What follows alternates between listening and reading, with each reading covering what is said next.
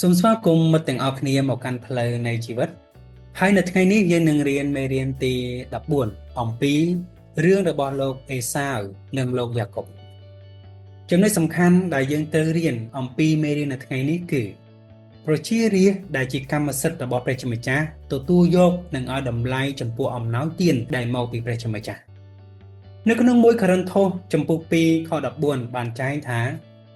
រីឯមនុស្សដែលពុំទាន់ទទួលព្រះវិញ្ញាណក៏ពុំអាចទទួលសេចក្តីណាដែលមកពីព្រះវិញ្ញាណបានដែរនៅពេលដែលនាងសារ៉ាបានស្លាប់លោកអ៊ីសាក់បានកាន់ទុកម្ដាយរបស់គាត់ត្រូវបានកំសាន្តចិត្តនៅពេលដែលឪពុករបស់គាត់បានរកប្រពន្ធឲ្យគាត់លោកអាប់រ៉ាហាំបានចេញអ្នកបម្រើម្នាក់ដែលគាត់ទុកចិត្តឲ្យត្រឡប់ទៅស្រុកកំណើតរបស់គាត់ដើម្បីស្វែងរកប្រពន្ធឲ្យលោកអ៊ីសាក់កូនប្រុសរបស់គាត់ពីចំណោមសាច់ញាតិរបស់គាត់ព្រះជាម្ចាស់បានដឹកនាំអ្នកបម្រើរបស់លោកអាប់រ៉ាហាំឆ្ពោះទៅកាន់ស្រុកមេសូប៉ូតាមៀជាស្រុកដែលលោកអាប់រ៉ាហាំធ្លាប់រស់នៅមុនពេលដែលព្រះជាម្ចាស់បានត្រាស់ហៅគាត់ឲ្យទៅស្រុកកាណាននៅទីនោះអ្នកបម្រើរបស់លោកអាប់រ៉ាហាំបានជួបស្ត្រីម្នាក់ឈ្មោះរេប៊ីកាជាកូនស្រីរបស់លោកបេធូអែលដែលជាចៅរបស់លោកណាខូជាប្អូនប្រុសរបស់លោកអាប់រ៉ាហាំពួកគាត់បានអនុញ្ញាតឲ្យកូនស្រីរៀបការជាមួយនឹងអេសាព្រះគម្ពីរលោកុបាទចំពុក25ខ21ដល់ខ26បានចែងថាលោកអ៊ីសាក់បានទូលអង្វរសូមព្រះអង្គម្ចាស់ប្រោសប្រណីភរិយារបស់លោកត្បិតនាងជាស្ត្រីអាព្រះអង្គម្ចាស់ទ្រង់ព្រះសណ្ដាប់ពីអង្វររបស់លោកហើយលោកស្រីរេបេកាក៏មានផ្ទៃពោះដោយទារកកំរើកប៉ះគ្នានៅក្នុងផ្ទៃគាត់ក៏ពោលថាម្ដេចក៏ខ្ញុំកើតអីចឹងគាត់ទៅសួរព្រះអង្គម្ចាស់ព្រះអង្គម្ចាស់មានព្រះបន្ទូលមកគាត់ថានៅក្នុងផ្ទៃនាងមានប្រជាជាតិពីរសះពីរខុសគ្នានឹងកើតចេញពីនាងសះមួយនឹងខ្លាំងជាងសះមួយទៀតកូនច្បងនឹងធ្វើជារណបរបស់កូនប្អូនពេលគាត់គ្រប់ខែហើយកូនភ្លោះក៏កើតចេញពីគាត់មែនកូនទី1កើតចេញមកមានពណ៌ក្រហមស្បែកដូចរោមសត្វគេដាក់ឈ្មោះថាអេសាវបន្ទាប់មកទៀតកូនប្អូនក៏កើតមកទាំងតោងកែងជើងរបស់អេសាវជាប់គេដាក់ឈ្មោះថាយ៉ាកុបនៅពេលកូនទាំងពីរកើតមកនោះលោកអ៊ីសាក់មានអាយុ60ឆ្នាំហើយមុនពេលដែលលោកអេសាវនិងលោកយ៉ាកុបបានកើតព្រះជាម្ចាស់បានជ្រាបពីអនាគតរបស់ពួកគេរួចទៅហើយព្រះជាម្ចាស់ក៏បានជ្រាបពីអនាគតរបស់ពួកយើងមុនពេលដែលយើងបានកើតមកដែរព្រះជាម្ចាស់ជ្រាបរាល់គ្រប់ទាំងកិច្ចការទាំងអស់គ្មានអ្វីដែលត្រូវបានលាក់បាំងពីព្រះជាម្ចាស់ឡើយនៅក្នុងព្រះគម្ពីរលោកុបាទចំពុក25ហើយនៅក្នុងខ27បានចែងថាកូនប្រុសទាំងពីរមានវ័យចម្រើនធំឡើងអេសាវក៏បានទៅជាអ្នកប្រមាញ់ដ៏ស្ទាត់ជំនាញគាត់ចូលចិត្តនៅតាមទីវាលរីឯយ៉ាកុបវិញគាត់ចូលចិត្តស្ងៀមស្ងាត់ហើយនៅតែក្នុងជំរំលោកអេសាវគឺជាអ្នកប្រមាញ់ដ៏ស្ទាត់ជំនាញលោកយ៉ាកុបគឺជាអ្នកចិញ្ចឹមសត្វចៀមនិងសត្វគោក្របីក្នុងនាមជាកូនច្បងលោកអេសាវមានសិទ្ធិពីកំណើតសិទ្ធិជាកូនច្បងទី1នឹងទទួលមរតកដែលមានថាទ្រព្យសម្បត្តិទ្វេដងពីឪពុករបស់គាត់ទី2នឹងធ្វើជាអ្នកដឹកនាំគ្រួសារបន្ទាប់ពីឪពុកបានស្លាប់ទៅទី3នឹងទទួលពរពិសេសពីឪពុកមុនពេលដែលគាត់ស្លាប់ទី4នឹងទទួលមរតកដែលជាសេចក្តីសន្យារបស់ព្រះជាម្ចាស់ប្រទានឲ្យទៅលោកអាប់រ៉ាហាំដែលជាសេចក្តីសន្យានោះគឺព្រះអង្គសង្គ្រោះមួយអង្គដែលនឹងប្រសូតមកក្នុងគ្រួសាររបស់គាត់ព្រះគម្ពីរលោកុបាទចំពុក25ខ28ដល់ខ34បានចែងថាលោកអ៊ីសាក់ស្រឡាញ់អេសាវជាងព្រោះគាត់ចូលចិត្តពិសាសាច់សត្វដែលគេបរបាញ់រីឯលោកស្រីរេបេកាវិញគាត់ស្រឡាញ់យ៉ាកុបថ្ងៃមួយលោកយ៉ាកុបកំពុងស្លសម្លហើយលោកអេសាវវិលត្រឡប់មកពីវាលវិញទាំងហេវហត់ជាខ្លាំងលោកអេសាវពោលទៅកាន់លោកយ៉ាកុបថាបងសុំសម្លក្រហមនោះញ៉ាំបន្តិចមកបងអស់កម្លាំងណាស់ហេតុនេះហើយបានជាគេហៅគាត់ថាអេដុំមានន័យថាមនុស្សពណ៌ក្រហមលោកយ៉ាកុបតបវិញថាសូមលក់សិទ្ធិជាកូនច្បងមកឲ្យខ្ញុំនៅថ្ងៃនេះសិនមកលោកអេសាវតបថាបងដាច់ពោះស្លាប់ឥឡូវហើយតើសិទ្ធិជាកូនច្បងនោះមានប្រយោជន៍អ្វីដល់បងលោកយ៉ាកុបពោលថាដូច្នេះចូលស្បត់ឲ្យខ្ញុំសិនលោកអេសាវក៏ស្បត់លក់សិទ្ធិជាកូនច្បងឲ្យលោកយ៉ាកុបលោកយ៉ាកុបយកនំប៉័ងព្រមទាំងសម្លសណ្តែកក្រហមមកជូនគាត់ពិសា លោកអេសាវពិសាបាយទឹករួចចាក់ចេញទៅគាត់បានមាក់ងាយសិទ្ធិរបស់ខ្លួនជាកូនច្បង លោកអេសាវបានយកសិទ្ធិពីកំណើតរបស់គាត់ទៅប្តូរនឹងសម្លមួយចានគាត់បានយកចិត្តទុកដាក់ចំពោះសេចក្តីត្រូវការខាងសាច់ឈាមនិងខាងរូបកាយជាជាងសេចក្តីសន្យាដ៏អស់កល្បជានិច្ចហើយលោកយ៉ាកបចង់បានសិទ្ធិពីកំណើតរបស់លោកអេសាវយ៉ាងខ្លាំង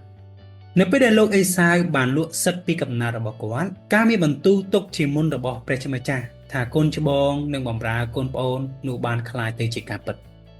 ព្រះគម្ពីរលោកុបាទចំពុក27ខ41ដល់ខ43បានចែងថា លោកអេសាវចងគំនុំលោកយ៉ាកបយ៉ាងខ្លាំងព្រោះលោកយ៉ាកបបានទទួលពរពីឪពុកគាត់គិតនៅក្នុងចិត្តថាឪពុកអញនឹងលាចាកលោកនេះទៅក្នុងពេលឆាប់ៗចាំដល់ពេលនោះសឹមអញសម្លាប់យ៉ាកបចោលមានគេជម្រាបលោកស្រីរ៉េបេកាអំពីបំណងកូនច្បងរបស់គាត់ក៏ឲ្យគេទៅហៅលោកយ៉ាកបជាកូនពៅមកប្រាប់ថាមើលអេសាវបងរបស់កូនចង់សម្លាប់កូនដើម្បីសងគំនុំឥឡូវនេះកូនអើយចូលស្ដាប់ម្ដាយ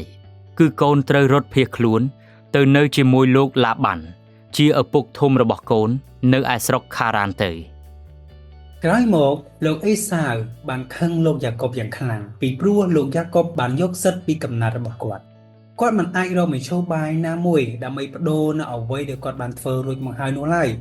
គាត់មានកម្រងចង់សម្លាប់លោកយ៉ាកបក្រោយពេលដែលលោកអ៊ីសាក់ស្លាប់នាងរ៉េបេកាបានដឹងពីរឿងនេះនិងបានបញ្ជូនលោកយ៉ាកបឲ្យទៅរស់នៅជាមួយនឹងគ្រួសាររបស់នាងនៅស្រុកមេសូប៉ូតាមៀព្រះគម្ពីរលោកុបាទចំពុកទី28ខ10ដល់ខទី15បានចែងថា លោកយ៉ាកបចាកចេញពីក្រុងបៀសេបាពោះទៅកាន់ស្រុកខារ៉ានពេលថ្ងៃជិតលិចលោកបានទៅដល់កន្លែងមួយហើយស្នាក់នៅទីនោះលោកបានយកថ្មមួយដុំមកកោយរួចសម្រានលក់នៅទីនោះទៅលោកសុបិនឃើញមានចន្តាមួយបញ្ឈរលើផែនដីចុងវាខ្ពស់រហូតដល់មេឃហើយមានទេវតារបស់ព្រះជាម្ចាស់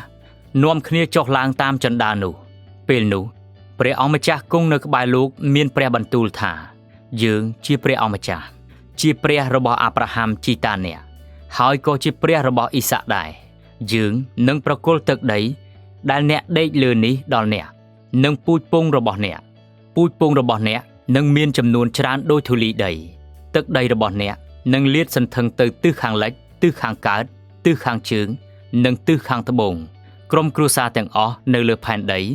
នឹងបានទទួលពរដោយសារអ្នកនិងពូជពងរបស់អ្នកចំពោះយើងផ្ទាល់យើងនឹងស្ថិតនៅជាមួយអ្នកយើងនឹងថែរក្សាអ្នកគ្រប់ទីកន្លែងដែលអ្នកទៅហើយយើងនឹងនាំអ្នកត្រឡប់មកទឹកដីនេះវិញត្បិតយើងមិនបោះបង់ចោលអ្នកឡើយគឺយើងសម្រេចអ្វីទាំងអស់តាមពាក្យដែលយើងសន្យានេះយប់មួយក្នុងពេលដែលលោកយ៉ាកបកំពុងធ្វើដំណើរគាត់បានយល់សប្តិឃើញចន្តាមួយបញ្ឈរពីលើដីខ្ពស់រហូតដល់មេឃហើយមានទេវតារបស់ព្រះជាម្ចាស់នាំគ្នាចុះឡើងតាមចន្តានោះនៅក្នុងយល់សប្តិរបស់លោកយ៉ាកបព្រះជាម្ចាស់បានសន្យាជាមួយគាត់ដោយដែលទ្រង់បានសន្យាជាមួយនឹងលោកអាប់រ៉ាហាំគឺទី1កូនចៅរបស់គាត់នឹងទទួលទឹកដីកាណានជាមរតកទី2កូនចៅរបស់គាត់នឹងក្លាយទៅជាប្រជាជាតិដ៏ធំមួយនិងមានចំនួនច្រើនដូចជាធូលីដីទី3តាមរយៈលោកយ៉ាកបព្រះជាម្ចាស់នឹងប្រទានពរដល់ប្រជាជាតិទាំងអស់នៅលើផែនដីដែលនេះជាសេចក្តីសន្យាដែលព្រះអង្គបានសន្យាជាលើកដំបូងនៅក្នុងសួគ៌នេដែនថាព្រះអង្គនឹងចាត់ព្រះសង្គ្រោះមួយអង្គមកកាន់ផែនដីនៅស្រុកមេសូប៉ូតាមៀលោកយ៉ាកបបានរៀបការជាមួយនឹងប្រពន្ធ2នាក់និងមានកូន12នាក់ព្រះជាម្ចាស់បានមានបន្ទូលប្រាប់លោកយ៉ាកបឲ្យត្រឡប់ទៅស្រុករបស់គាត់វិញស្រុកនោះគឺជាស្រុកដែលព្រះជាម្ចាស់បានសន្យាជាមួយនឹងលោកអាប់រ៉ាហាំនិងឥឡូវនេះទ្រង់បានសន្យាជាមួយនឹងលោកយ៉ាកបព្រះជាម្ចាស់បានការពារលោកយ៉ាកបរាល់កិច្ចការទាំងអស់ដែលគាត់បានធ្វើព្រះជាម្ចាស់បានបដូរឈ្មោះលោកយ៉ាកបទៅជាអ៊ីស្រាអែលចន្តាដែលបញ្ឈរនៅលើដីខ្ពស់រហូតដល់មេឃប្រៀបដូចជាសញ្ញាដែលព្រះជាម្ចាស់បានយាងចុះពីស្ថានសួគ៌មករកយើងនៅផែនដីរីឯសេចក្តីសន្យាពីព្រះអង្គសង្គ្រោះប្រៀបដូចជាចន្តាសម្រាប់យើងឈានទៅរកព្រះជាម្ចាស់នៅក្នុងមេរៀននេះលោកយ៉ាកបបានរត់គេចចេញពីលោកអេសាវពីព្រោះលោកអេសាវចង់សម្លាប់គាត់លោកអេសាវព្រោះគាត់បានលក់សិទ្ធិពីកំណើតរបស់ខ្លួនឲ្យទៅលោកយ៉ាកបដោយល្ងង់ខ្លៅដើម្បីដូរយកសម្លតែមួយចាន ប៉ុន្តែព្រះជាម្ចាស់បានការពីលោកយ៉ាកុបព្រះជាម្ចាស់ក៏បានប្រទានសេចក្តីសន្យាដែលទ្រង់ធ្លាប់បានសន្យាជាមួយនឹងលោកអាប់រ៉ាហាំបន្តឲ្យលោកយ៉ាកុបការដើមដំបូងបង្អស់លោកអាដាមនិងនាងអេវ៉ាគឺជាមិត្តសម្លាញ់របស់ព្រះជាម្ចាស់នៅពេលដែលពួកគាត់មិនស្ដាប់បង្គាប់ព្រះអង្គពួកគាត់និងកូនចៅរបស់គាត់ទាំងអស់រួមទាំងបងប្អូននិងខ្ញុំផងដែរយើងត្រូវបានបែកចេញពីព្រះជាម្ចាស់បើព្រះជាម្ចាស់មិនបានបង្កើតផ្លូវណាមួយសម្រាប់យើងទេនោះក៏គ្មានអ្នកណាម្នាក់អាចប្រកបជាមួយនឹងព្រះអង្គម្ដងទៀតបានឡើយប៉ុន្តែព្រះជាម្ចាស់បានសន្យាថានឹងប្រទានព្រះអង្គសង្គ្រោះមួយអង្គដែលនឹងយកឈ្នះលើសាតាំងនិងអំពើបាបដើម្បីបើកផ្លូវឲ្យមនុស្សត្រឡប់ទៅរកព្រះអង្គវិញខ្ញុំមានសំណួរមួយសួរបងប្អូនតើមានអ្វីដែលធ្វើឲ្យបងប្អូនភ្ញាក់ផ្អើលអំពីរឿងនេះតើមានអ្វីដែលធ្វើឲ្យបងប្អូនចាប់អារម្មណ៍បំផុតអំពីរឿងនេះសូមបានប្រាប់នរណាម្នាក់អំពីអ្វីដែលបងប្អូនបានរៀនពីព្រះបន្ទូលរបស់ព្រះនៅក្នុងសប្តាហ៍នេះជួបគ្នាម្ដងទៀតនៅមេរៀនក្រោយ